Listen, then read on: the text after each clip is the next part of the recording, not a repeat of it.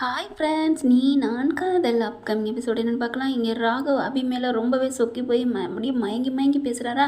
அதை பார்த்துட்டு ஆச்சரியப்பட்டு போகிறாங்க. என்ன ஆச்சு இந்த ராகவுக்கு? முன்ன மாதிரி இல்லையே, இப்போ ரொம்பவே அழகாக நம்ம கூட பேசுகிறாரு. எவ்வளோ நல்லா இருக்குது அப்படின்னு சொல்லி அவங்களும் சொக்கி போய் பதிலுக்கு பார்க்குறாங்க. என்னாச்சு உங்களுக்கு? எப்படியும் என்ன நான் 4 மாதத்துல என்னை அனுப்பத்தான் போகிறீங்க. என்ன இவ்வளோ பாசம் என் மேலே அப்படிங்கிறாங்க. யார் உன்னை அனுப்ப போகிறா? உன்னையெல்லாம் நான் அனுப்புவேன்னா உன்னை நான் என் மனசுக்குள்ளே வச்சு எப்படி பூஜை பண்ணிக்கிட்டு இருக்கேன் உனக்கு தெரியலையே. கூடிய சீக்கிரம் நான் அதை நிரூபிப்பேன் அப்படின்னுக்குறாங்க. அடுத்து பார்த்தீங்கன்னா இங்கே அனு ரொம்பவே டார்ச்சர் பண்ணிகிட்டு இருக்காங்க மாமியாக்காரி. சாப்பாடு சமைச்சு வச்சதை வெளியில் கொட்டிடுறாங்க. அதை கொடுத்துட்றாங்க. அங்கே தானம் சோறு கேட்குறவங்களுக்கு அவங்கள கூப்பிட்டு வச்சு கொடுக்குறாங்க. அதில் வீட்டுக்குள்ள எங்கடி சாப்பாடை காணும்னு சொல்லி பயங்கரமாக திட்டுறாங்க. அதோட நான் சமைச்சேன்னு சொல்கிறாங்க. என்னமோ போச்சு இந்த அணுவுக்கு அப்படின்னு பாட்டியெல்லாம் நம்பிட்டு போயிடுறாங்களா. இதுதான் வேணும், இதுதான் எனக்கு வேணும், நல்லா நம்பிட்டாங்க அப்படின்னு ரொம்ப தம்பட்டை அடிச்சுக்கிறது இந்த சுந்தரி. அப்படியே அழுகுறாங்க. அபிகிட்ட கட்டி பிடிச்சி, ஏன் இப்படி நடக்குதுன்னே தெரியல அபி அப்படின்னு அணு அழுக. என்ன பண்ணுறாங்க? அபி இருக்கா, உனக்கு நான் சீக்கிரம் முடிவு கட்டுறேன். நான் அபி இருக்கல, உன் தங்கச்சி இருக்கல, நீ ஏக்கா கவலைப்படுற அப்படிங்கிறாங்க. அடுத்து பார்த்தீங்கன்னா ராகவிட்டையும் சொல்கிறாங்க. அக்கா பாவம், ரொம்ப மனசு உடஞ்சி போயிருக்கா, ஏன்னே தெரியல, அவள் பண்ணுறது பூரா பண்ணாமல் இருக்கான், அந்த மாதிரி தெரியுதான், என்னன்னு புரியலையே, நீ இரு அதெல்லாம் சரியாக போயிடும் அப்படின்னு அவர் அதுக்கும் ஆறுதல் சொல்கிறாங்க. அடுத்த நாள் பார்த்தீங்கன்னா மிளகா பொடியெல்லாம் அரைச்சிட்டு வர சொல்கிறாங்க. அணுவும் அரைச்சிட்டு வந்துடுறாங்களா. அரைச்சிட்டு வச்சதுக்கப்புறம் இந்த பொம்பளை என்ன பண்ணுது, சுந்தரி வேகமாக எல்லாத்தையும் கொட்டி விட்டு அப்படியே அரைக்காத பொருளாக வாங்கி வச்சு எல்லாத்தையும் மூடி வச்சிடுறாங்க. அதுக்கப்புறம் என்னம்மா அரைச்சிட்டு வந்துட்டியா அப்படின்னு பாட்டி கேட்குறாங்க. அரைச்சிட்டு வந்துட்டேன் அத்தை அப்படிங்கிறாங்க. எங்கே அப்படின்னு சொல்லிட்டு இங்கே டேபிளில் இருக்குது, எடுத்து பார்க்குறாங்க. எல்லாமே அப்படியே அரைக்காமல் இருக்குது, பச்சை பச்சையாக. என்னம்மா அப்படியே இருக்குது, நீ அரைச்சிட்டேன்னு சொல்கிற அப்படிங்கிறாங்க. பார்க்குறாங்க அனு. ஐயோ நான் அரைச்சிட்டேன், என்ன நீனு, இதெல்லாம் சரிப்பட்டு வராது, நீ பண்ணுறதை பண்ணிவிட்டு பண்ணலைம்ப பண்ணாத பண்ணேம்ப, இது தேவையில்லை, உங்கள் அப்பா அம்மா ஃபோன் போட்டு வர சொல்லுன்னு சொல்லி வர வச்சிடுறாங்க. எப்படி உங்கள் பொண்ணு பாருங்கள், தினைக்கும் ஒன்று பண்ணிட்டு இருக்கா. ஐயோ அம்மா, என் பிள்ளை மேலே பழி போடாதீங்கம்மா அப்படிங்கிறாங்க. என்னது பழி போடுறம்மா? எங்கள் அத்தை நீங்களே சொல்லுங்க அத்தை அப்படின்னு சுந்தரி மாமியா பார்த்து கேட்க, ஆமாங்கம்மா நாங்கள் சொல்கிறேன்னு நீங்கள் தப்பாக நினைக்காதீங்க. ஆனால் என்னன்னே தெரியல, கொஞ்ச நாளாகவே மனசு உடஞ்சி போயிருக்கேன், ஏன்னே தெரியல, துவைக்கலைங்கிறா, துவைச்சேங்கிறா, ஏன் ஒரு நாள் சிலிண்டர்லாம் ஓப்பன் பண்ணி விட்டுட்டா, அதனால் கொஞ்சம் பயமாக தான் இருக்குது, ஏன்னே புரியல, அவள் மனசு கொஞ்சம் உடஞ்சிருக்கா, என்னன்னு கேளுங்களேன் அப்படிங்கிறாங்க. என்னம்மா அனு? ஐயோ அப்படிலாம் இல்லை, நான் எல்லாமே பண்ணினேன், ஆனால் பண்ணாத மாதிரி தெரியுது, நான் அரைச்சிட்டு தான் வந்தேன், எப்படி பச்சையாகவே இருக்குன்னு தெரியல, அரைக்காமல் இருக்குன்னு தெரியல அப்படின்னு அழுகுறாங்க. ராகவ் எல்லாரும் வந்துடுறாங்க. பார்க்குறாங்களா. என்ன சித்தி இது, என்னப்பா ராகவ், நான் என்னப்பா பண்ணேன், இங்கே இருந்துச்சு பார்த்தேன், எதுவுமே அரைக்கல, ஆனால் அரைச்சிட்டு வந்தேன்னு சொல்கிறா, இது ஒரு நியாயமா? நான் என்ன பண்ணுவேன் அப்படின்னு சொல்லிட்டு, இங்கே பாருங்கள், இனிமேல் உங்கள் பொண்ணு இந்த வீட்டில் இருக்கக்கூடாது, முதல்ல கூட்டிகிட்டு போய் அங்கே வச்சு ஏதாவது ட்ரீட்மெண்ட் பண்ணுங்க, என்னமோ பண்ணுங்க, ஆனால் இவன் இங்கே இருந்தால் எங்கள் எல்லாத்தையும் இங்கே அனுப்பிடுவா அப்படிங்கல. ஆஹா முரளி பார்க்குறான். ஆகா மாமியாக்கறி நல்ல வேலையை செய்கிறாளே, அப்பாடா, இவன் மட்டும் பிரிஞ்சுட்டா ஐயோ அதை விட சந்தோஷம் எனக்கு என்ன, வேறு எதுவுமே இல்லை.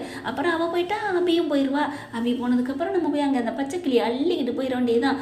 டே ராக, உனக்கு இல்லைடா, என் கண்ணு முன்னாடியே என் பொண்டாட்டிக்கு நீ ஊட்டி விடுவேன், எல்லாம் என் அபிச்சலத்தை நீ தாங்குவேன் தடுக்குவேன், நான் விட்டுட்டு இருப்பேனா, பார்த்தியா அவங்க மயனை போட்டுறேன்னு சொன்னோன்னே எப்படி அத்தைக்காரி வேலை பண்ணிட்டா அப்படின்னு சந்தோஷப்பட்டுக்கிட்டு இருக்காங்களா.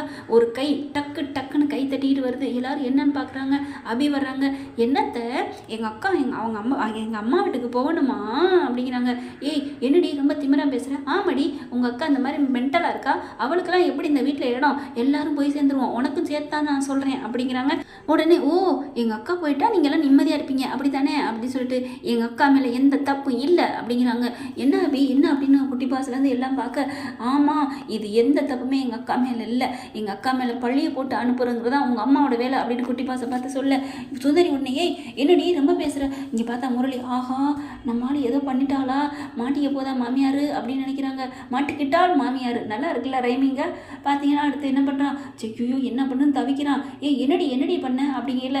பாருங்க மாமியாரே, நீங்கள் பண்ணுறதெல்லாம் சரியே இல்லை, எங்கள் அக்கா எல்லாமே அரைச்சிட்டு தான் அரைச்சிட்டு வந்தானா எங்கே அரைச்ச பொடி எங்கே, மாவு எங்கே, எல்லாமே அப்படி இருக்குது அப்படிங்கிறாங்க. ஓ அரைச்சதெல்லாம் எங்கன்னு சொல்லணும் அவ்வளோதானே, ஆமாம் அப்படின்னு சொன்ன கையோட வேகமாக போயிட்டு அப்படியே சுந்தரி ரூம்ல இருந்து எல்லாத்தையும் எடுத்து வைக்கிறாங்க. அதை பார்த்தோன்னே அள்ளு விடுது. ஐயோ அப்படின்ட்டு, எப்படிம்மா அங்கே எப்படி போச்சு, ஏண்டி அனு என் ரூமில் கொண்டாந்து வச்சியா அப்படியே பிளேட்டை மாற்றுறாங்க சுந்தரி. ஐயோ அதெல்லாம் இல்லை, நீ பண்ணான்னு பண்ணிருப்படி அப்படிங்கல. ஹலோ மாமியாரே இல்லைங்க அப்படின்னு சுந்தரி. இங்கே என்ன பண்ணுறாங்க அபி, நான் இதுக்கு எல்லாமே சாட்சி இருக்குது, நான் சொல்கிறேன், எங்கள் அக்காவை எல்லாத்தையும் பண்ணினதுப்புறம் பண்ணதெல்லாம் உங்கள் அம்மா தான், நீங்கள் தான் அப்படின்னு சொல்லி பயங்கரமாக கத்துறாங்க சுந்தரியை பார்த்து. என்ன விளையாடுறியா, என்னடி உனக்கு அந்தளவுக்கு திமிரா, கொஞ்சம் கொஞ்சமாக எங்கள் வீட்டில் வந்து இருந்துட்டு என்னையவே பழி போடுவியா, நான் உங்கள் மேலே பழி போடலை அத்தை, எல்லாத்தையும் உண்மையாக சொல்கிறேன், என்னடி ஆதாரம் இருக்குது, நான் தான் பண்ணேன்னு, நீங்கள் தான் எல்லாமே பண்ணி பண்ணீங்க? துவைச்சதை துவைக்கலன்னு துவைச்சதுன்னு சிலிண்டரை பிடிங்கி விட்டது எல்லாமே நீங்கள் தானே. எனக்கு இப்போ ஒரு விஷயத்துலேருந்தே தெரிஞ்சு போச்சு அப்படிங்கிற. என்ன விஷயம் அப்படிங்கிற? இந்த பாருங்க, நான் கொடுக்கும் சாட்சியம் இதோ அப்படின்னு விதிப்படத்தில் சுஜாதா கொடுப்பாங்க. அதே மாதிரி வீடியோ எடுத்து செல்லை எடுத்து காமிக்கிறாங்க. அழகாக அப்படி அரைச்சாந்து வச்சுட்டு அந்த பிள்ளை நல்லா தாங்க போகுது.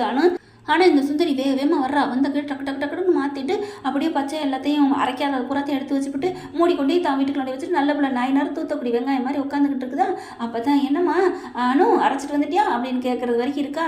அதுக்கப்புறம் பார்க்குறாங்க அப்படியே உள்ளுக்கு எல்லாத்தையும் போய் கூப்பிட போகிறாங்களா. அப்போ தான் அந்த செல்லை எடுத்துடுறாங்க. எடுத்துகிட்டு பார்த்தீங்கன்னா போதுமா அப்படிங்கிற எல்லாத்தையும் காமிக்கிறாங்க. எப்படி எனக்கு 2-3 நாளாகவே டவுட் இருந்துச்சு. எங்கள் அக்கா அழுதா. எப்படி அவன் இந்த மாதிரிலாம் குழம்புறக்கு வேலையே இல்லை. ஒன்று செஞ்சானா கரெக்டாக தெளிவாக இருப்பா. அப்படிப்பட்ட ஆளையே குழம்பி விட்டுருக்குன்னா இந்த குழம்புக்குள்ளே யாரும் இல்லை. அது சுந்தரியத்தை தான் நான் புரிஞ்சுக்கிட்டேன். அப்போ இது எல்லாமே ஹாலில் தானே வச்சு நடக்குதுன்னு நான் தான் என்னோட மொபைலை வச்சுட்டு போனேன். வச்சது நல்லதாச்சு. நல்லா எலி பொறிக்கல மாட்டினேன். எலி மாதிரி கொத்தா மாட்டிக்கிட்டாங்க அப்படிங்கல.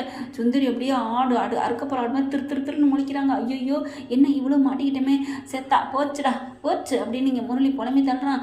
ராகவ் பார்க்குறான் குட்டி பாசுலேருந்து. என்னம்மா இப்படி பண்ணிட்டீங்க அப்படின்னு புருஷங்கார செம்மையாக வெளுத்து வாங்குறான். என்னடி இப்படி பண்ணிட்டு அப்படின்னு. ராகவ் வந்துட்டு, சித்தி நீங்கள் இப்படி பண்ணுவீங்களா? எப்படி சித்தி நீங்கள் இந்த மாதிரி ஒரு கேவலமான வேலை? அப்படி என்ன பண்ணிட்டாங்க? நம்ம வீட்டுக்கு நல்ல ஒரு மருமகள் தான் நடக்கிறாங்க அப்படின்னு கத்துறாரு.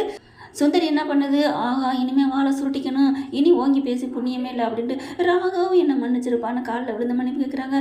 சச்சா அவங்க நீங்கள் காலில் விழுக கூட எனக்கு அவங்களுக்கு அருகதை இல்லை அப்படின்னு சொல்லி தள்ளி போகிறாரு. என்னை மன்னிச்சிருப்பான்னு புருஷன் காலில் விழுகிறாங்க. எல்லாரும் காலையும் விழுகிறாங்க. ஏன் இப்படி எதுக்காக இப்படி பண்ணுறீங்க அப்படின்னு சொல்லல. இல்லை என் பிள்ளைக்கு அவளுக்கு சாதக பொருத்தம் சரியில்லை, 2 பேரும் ஒன்றா இருந்தால் என் பிள்ளைக்கு ஏதாவது ஆயிரும்னு பயந்து தான் இவளை பைத்தியமாக்கி அவள் வீட்டுக்கு அனுப்பன்னு நினச்சேன். மற்றபடி இவ்வளோ பண்ண எனக்கு அவளை பிடிக்கலன்னா அவளை ஏதாவது நான் பண்ணியிருக்க மாட்டேன்னா? நான் அந்த மாதிரிலாம் பண்ணலை. இல்லை மென்டலாக அப்செட் ஆக்கி நான் அங்கே போகணும் பண்ணேன், அவ்வளோதான், வேறு எதுவுமே இல்லை அப்படின்னு சொல்லிட்டு அப்படியே மன்னிச்சுக்கிறா. உங்களை மன்னிக்கவே முடியாது சித்திங்கிறாங்க. அப்படி இருந்துட்டு உங்களெல்லாம் மன்னிச்சா நாங்கள் தான் பாவியாவோம் அப்படிங்கிறாங்க. அபி என்னை மன்னிச்சிரு, என்னை மன்னிச்சிருமா அப்படிங்கிறாங்க. சே உங்களால் நான் மனசு நொந்து போனேன் தெரியுமா. நல்லா இருக்கவள இப்படி ஒரு மனுஷன் நோக அடிக்கணும்னு சொல்லுவாங்க. நீங்கள் நோக அடிக்கிறதுக்காகவே பிறந்து வளர்ந்தீங்களா அப்படி இப்படின்னு கத்துறாங்க. அதுக்கப்புறம் இன்னும் நான் எங்கள் அம்மா மன்னிக்க மாட்டேன், இப்போ வீட்டை விட்டு போகணும் அப்படின்னு ஆகாஷ் கத்துறான். உடனே ராகு அப்படியே ஆகாஷ் பக்கம் திரும்புற. எல்லாத்துக்கும் நீ தான்டா காரணம் அப்படிங்கல. அண்ணா என்ன நான் என்னைய சொல்கிறேன் அப்படிங்கல. ஆமாம் நீ தான் காரணம் உங்கள் அம்மா இப்படி மாறினதுக்கு. அப்பாடா நம்ம ராகு நம்ம பக்கம் பேசலாம் அப்படின்னு சுந்தரி நினைக்கிது. என்னன்னா ஏன் பக்கம் என்ன காரணம் அப்படிங்கல. ஆமாடா நீ உன் பொண்டாட்டியோட நல்லா வாழ்ந்து அணுவை சந்தோஷமாக வச்சுருந்து நல்லா எங்கேயும் கூட்டிகிட்டு போய் அழகாக நீ வச்சுருந்து நேரம் அவங்க மாதமாகி குழந்தை குட்டின்னு ஏதாவது உருவாயிருந்தா இன்றைக்கி நம்ம மயனும் வரும்போது நல்லா ஆகிட்டாங்கன்னு அவங்க நினச்சிட்டு பேசாமல் எந்த பிரச்சனையும் பண்ணாமல் இருந்திருப்பாங்க. ஆனால் நீ எப்போ பாரு அணுவை திட்டிகிட்டே இருக்க, சண்டை போட்டுக்கிட்டு இருக்க. இப்படி இருந்தால் அவங்க என்ன நினைப்பாங்க? பிள்ளைக்கு பிடிக்கல போல இருக்குது, அதனால் பிரித்து விட்ருவோன்னு நினச்சிருக்காங்க.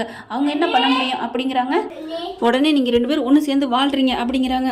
நாங்கள் வாழாமல் இருக்கோம், உனக்கு தெரியல என்ன அப்படின்னு ஆகாஷ் நினைக்கிறாங்க. அதுக்கப்புறம் சரி ஊரறிய எல்லாருக்கும் வாழ்ந்து காமிக்கணும் அப்படின்னு இனிமேல் நாங்கள் வாழ்கிறோண்ணா அப்படின்னு சொல்லிட்டு இப்போவே வாழ்கிறோம் அப்படின்னு அணுவை கூட்டிகிட்டு போயிடுறாரு ரூமுக்குள்ளே. என்னத்த நீங்கள் வச்ச வீடு அவங்களுக்கு சாதகமாக போயிடுச்சு, உங்கள் காலில் விழுந்த மாதிரி இருக்கே, ஐயோ சொந்த செலவில் சூனி வச்சுட்டோன்னா இப்போ அது 2 ஒன்று சேர போகுதுலே அப்படின்னு புலம்பி தள்ளுது சுந்தரி.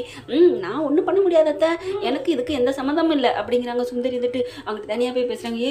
என் ஆகாசம் எதுவும் பண்ணிடாத அப்படின்னா நான் என்ன பண்ணுவேன், நல்லது தான் பண்ணுறேன், நல்லா தான் பிளான் போடுறேன், ஆனால் எதுவுமே நடக்க மாட்டேங்குதே அப்படின்னு சொல்ல அப்படியே முரளி செம்ம காண்டாரான். என்னோட பிளானை நான் செய்ய வேண்டியதான் அப்படின்னு நினைக்கிறான். ஓகே ஃப்ரெண்ட்ஸ் பார்க்கலாம், இப்படி தான் போகலாம். இந்த பதிவு உங்களுக்கு பிடிச்சிருந்துச்சுன்னா அவங்க பொண்ணான கையில் ஒரு லைக்கை போட்டு சப்ஸ்கிரைப் பண்ணிடுங்க. Thank you friends.